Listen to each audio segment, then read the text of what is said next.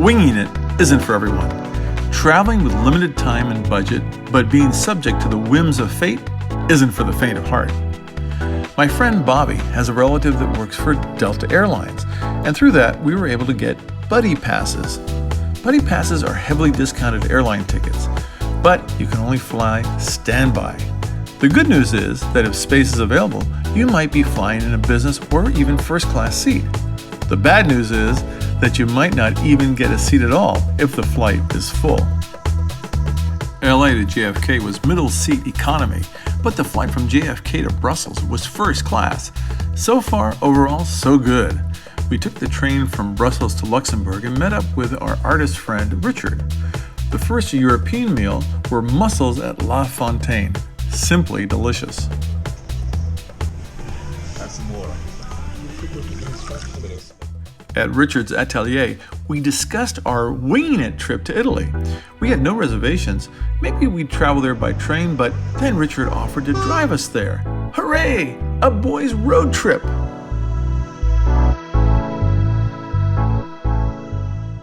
First stop was the Luxembourg American Cemetery and Memorial. Here are over 5,000 American war dead who lost their lives in the Battle of the Bulge.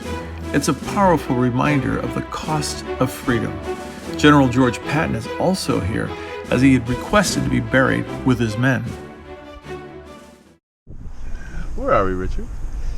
We're on top of the Moselle, which is a river going through Trier, which is the old headquarters of the Holy Roman Empire, back up until the 5th century, when it was then moved down to Arles because they didn't like the weather up here. They preferred to move down to the south of France. And we're going to see the only Roman gate that has survived north of the Alps.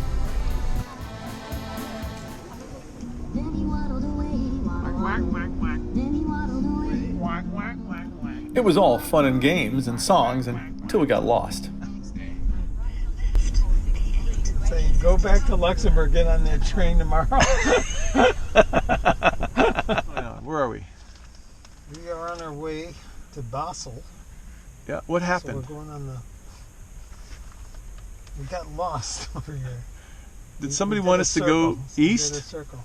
He still wants to go to München and then go down. I don't know why. So, when we get to Basel, how many miles will we have been driving? Or kilometers? Let's have a look. About 500. 500 kilometers. Yeah.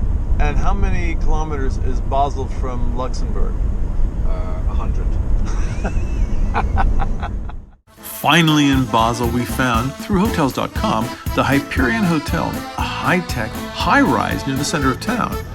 A good meal at the Valser Cane, a traditional Swiss restaurant with Swiss specialties like Wunderfleisch and raclette, soothed the long drive. After a good night's sleep, the huge breakfast buffet awaited with cheeses, dried meats, pancakes, eggs, bacon, sausage, fruits, breads, croissants, coffee, and fresh juices. Now we were energized for whatever fate had in store. Then it was full speed ahead to the Gotthard Road Tunnel, 16.9 kilometers long, and on the other side, the canton of Ticino.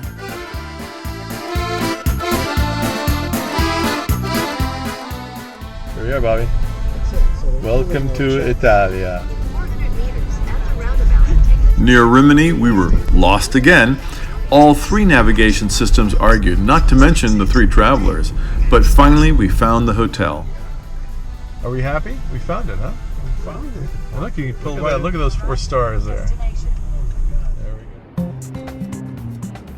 And indeed, it was a good 4-star hotel with a 5-star location. Rimini on the Adriatic coast is a spectacular coastal city, once home to film director Federico Fellini, and forever a city of inspired views, great food, and wonderful people. A 45-minute drive southwest was our destination of Aqualagna. It's home to the 54th annual White Truffle Fair. This is the biggest truffle fair you've never heard of, but it's where the business of truffles takes place. This is it. We're in San Marino. Nearby Rimini is the Republic of San Marino. Like Monaco, it's a small independent state. Banking and tourism are principal industries. Narrow streets with shops selling fine goods and restaurants serving Italian specialties abound. The crossbow corps was a traditional part of San Marino's army. Today, it's a ceremonial force that provides crossbow demonstrations at festivals. A cable car travels to the historic center of San Marino. From there, it's a short walk to the tourist office where getting a stamp in one's passport is a popular activity.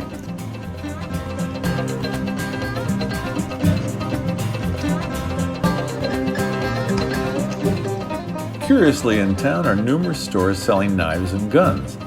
Some of the best dining is traditional Italian fare, such as at Bologna, where pasta is the magic word. Ravioli con formaggio e Puoi fare sugo. porcini, ragù, bolognese, boscaiola, panna funghi e prosciutto, pomodoro, pesce, funghi. pesce buono.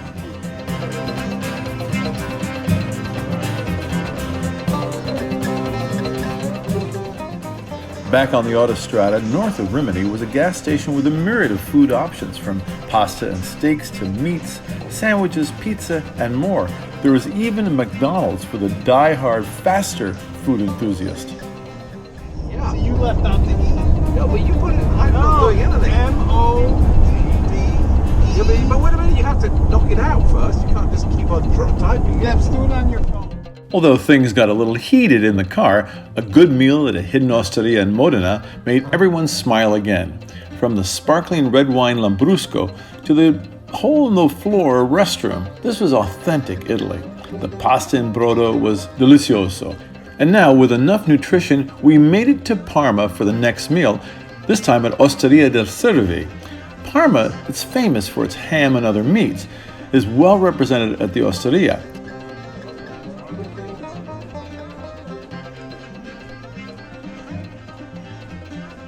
Number one. Number one. Carla's number one.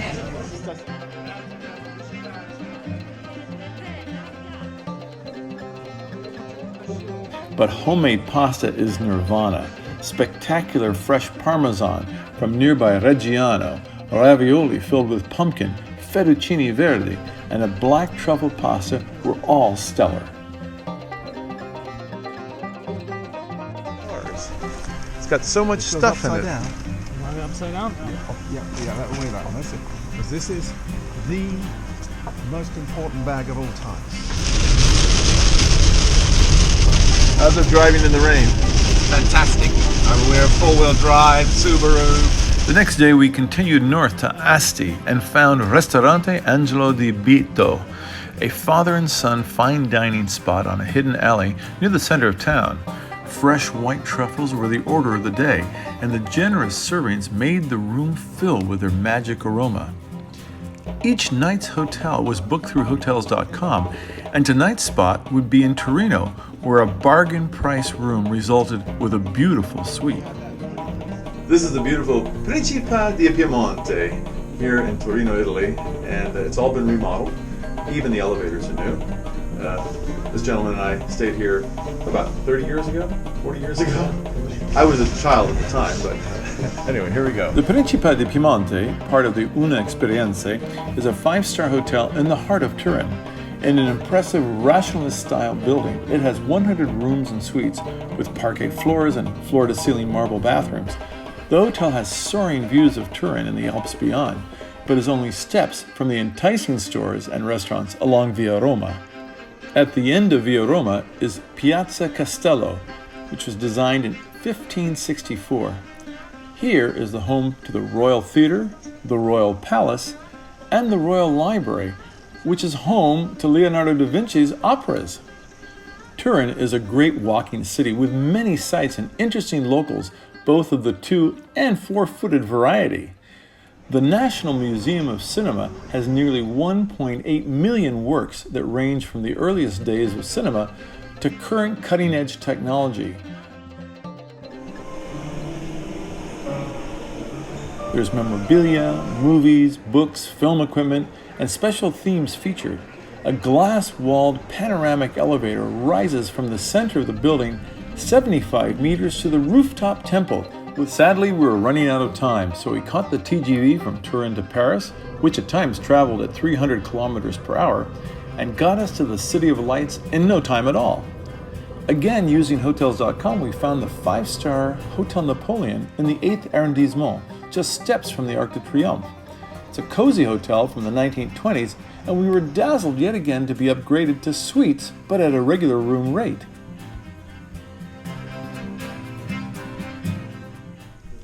Ah, merci. Merci.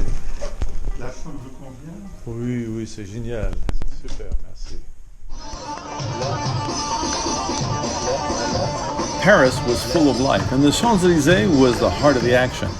The next morning's winter sun was bright, and the city seemed to shimmer, a far cry from the images earlier this year of yellow jackets and protesters. But it was clear that a lot of police had been deployed to keep the peace in the city. From the Élysée Palace to the American Embassy, there were caravans of police vehicles. However, it didn't seem to hinder the shoppers on the street and the diners in the restaurant. At Chez André, a typical French bistro between the Place Athénée and Georges V, was mouth-watering seafood like fresh sea urchin, creamy oysters from the Irish Sea, duck foie gras, cookies Saint-Jacques, and a chocolate mousse cake that made one sing "Vivre les calories!" What do you feel? Do you feel optimistic? You're feeling like you're a priority here. So far, so good, but I've been there before. At least got that little bag. I can't wait to be on a plane for 11 hours and 11 minutes in the middle seat of a Delta tiny plane. This will be. I'm in the middle seat, Jared. That's a small plane. That's a tiny plane. Does it have propellers? The hardest part of the trip was not sitting in a middle seat in economy. It was the realization that 2 weeks of carefree, happy-go-lucky travel had come to an end. But the hope burns bright that there will be another time to once again wing it.